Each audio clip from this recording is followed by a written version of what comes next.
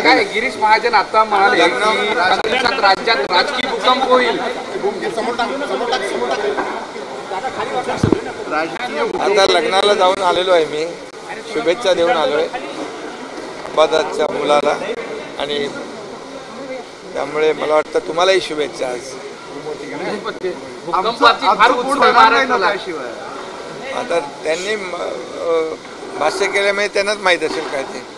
तुम्ही काल असं म्हणाले होते की 8 महिने राहिलेत आणि आपला वेगानं काम करायचं, खूप काम करायचं आहे. त्याच्यानंतर म्हणाले की 8 महिने राहिले म्हणजे काय, असं सगळं चर्चा सुरू झाली. खरं म्हणजे जे आपलं आता लोकसभेच्या निवडणुका आहेत, लोकसभेचा आता सगळा त्या दृष्टीने मेळावे सुरू झालेले आहेत. त्यानंतर विधानसभेच्या कामाला सुरुवात होईल. खरं म्हणजे निवडणुका डोळ्यासमोर ठेवून आम्ही कुठलंही काम करत नाही. निवडणुका असू द्या नसू द्या, महायुतीचं काम 12 महिने 365 दिवस सुरू आहे. कारण आपण पाहतोय की 1.5 वर्षामध्ये, आता 1.5 वर्षापूर्वी निवडणुका होत्या कुठल्या, पण आम्ही निर्णय घेतले जे आजपर्यंत या महाराष्ट्राने पाहिले नाहीत. असे ऐतिहासिक निर्णय सर्वसामान्य माणसांसाठी घेतले, शेतकऱ्यांसाठी, कष्टकऱ्यांसाठी, कामगारांसाठी घेतले, महिला भगिनींसाठी घेतले, तरुणांच्या रोजगारासाठी घेतले, उद्योग वाढीसाठी घेतले आणि त्यामुळे आज महाराष्ट्र उद्योगामध्ये नंबर 1 आहे. आज महाराष्ट्र आपण पाहिला तर इन्फ्रास्ट्रक्चर, पायाभूत सुविधाचे प्रकल्प देशामध्ये नंबर 1चे प्रकल्प आहेत. आज आपण शेतकऱ्यांसाठी 6,000 रुपयाची योजना सुरू केली वर्षाला. आज राज्यामध्ये इतर कुठल्याही राज्यात नाही. पीक विमा 1 रुपयामध्ये केली, लेक लाडकी योजना सुरू केली, STमध्ये 50% सवलत दिली. हे सगळ्या योजना ज्या आहेत, या योजना आम्ही जेव्हा सुरू केल्या, सुरुवातीला मी आणि देवेंद्रजी दोघंच होतो मंत्रिमंडळात. आम्ही तेव्हापासून सिंचनाचे जे प्रकल्प आहेत त्याला प्राधान्य दिले. जवळपास 35 सिंचनाचे प्रकल्प 10 लाख हेक्टर जमीन ओलिताखाली आणण्याचा निर्णय आम्ही घेतला. तेव्हा काही निवडणुका होत्या नव्हत्या, पण निवडणुका असू द्या नसू द्या, आम्ही लोकहिताची कामं, लोकहिताचे निर्णय जे घेतलेत, म्हणजे त्याच्यामध्ये आपण म्हणू की निर्णय वेगवान, सरकार गतिमान, एकापेक्षा एक निर्णय आम्ही घेत जातोय. आज आरोग्याच्या योजना, शिक्षणाच्या योजना, आज आरोग्य सुविधा ज्या आहेत 1.5 लाखाच्या 5 लाख आम्ही महात्मा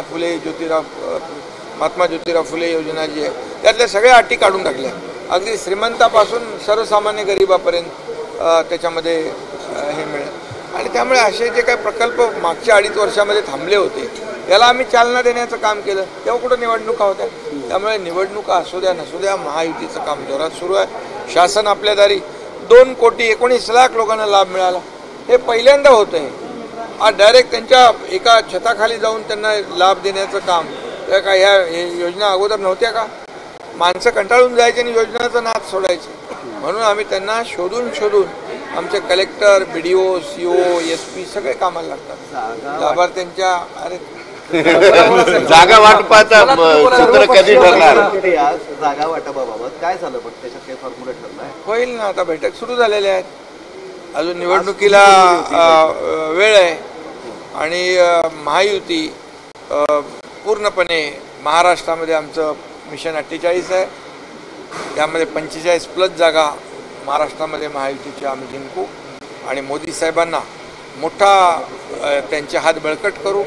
महाराष्ट्रामध्ये कामाच्या जोरावर आम्ही लोकांना फॉर्म्युला ठरला का नाही? फॉर्म्युला जागा वाटपाचा तोही ठरेल, पण आमचा फॉर्म्युला हाच आहे, मिशन 48 आणि 45+ जागा जिंकणं हे उद्दिष्ट आहे. साहेब, एक प्रश्न असा आहे की धर्मवीर सिनेमा जेव्हा आला होता तेव्हाच मी उद्धव ठाकरेंना सावधान असं म्हणालो, असं जितेंद्र आव्हाड आज सांगितलं. आता दुसरा पार्ट येतो.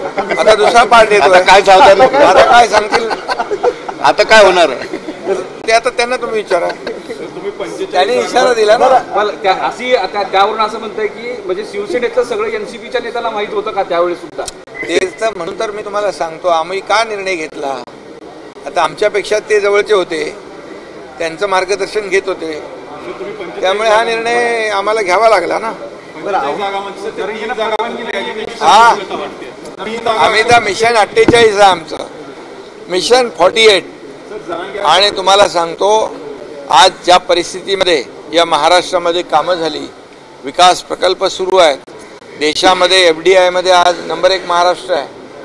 आज GDP मध्ये महाराष्ट्राचा नंबर 1 आहे. GDPचा वाटा आपला मोठा आहे.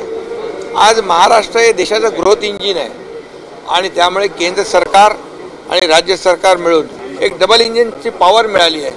आणि मोदी साहेबांचा देखील पाठबळ, केंद्राचा आमचा एकही प्रस्ताव कुठेही कटौती न करता मान्य करण्यात येतो. त्यामुळे कामाच्या जोरावरच आम्ही लोकांकडे जाणार. जरांगे पाटलाला लोकांना घरी आम्ही जाऊन योजना देतो, घरी बसणारे आम्ही नाही. ABP माझा, उघडा डोळे बघा नीट.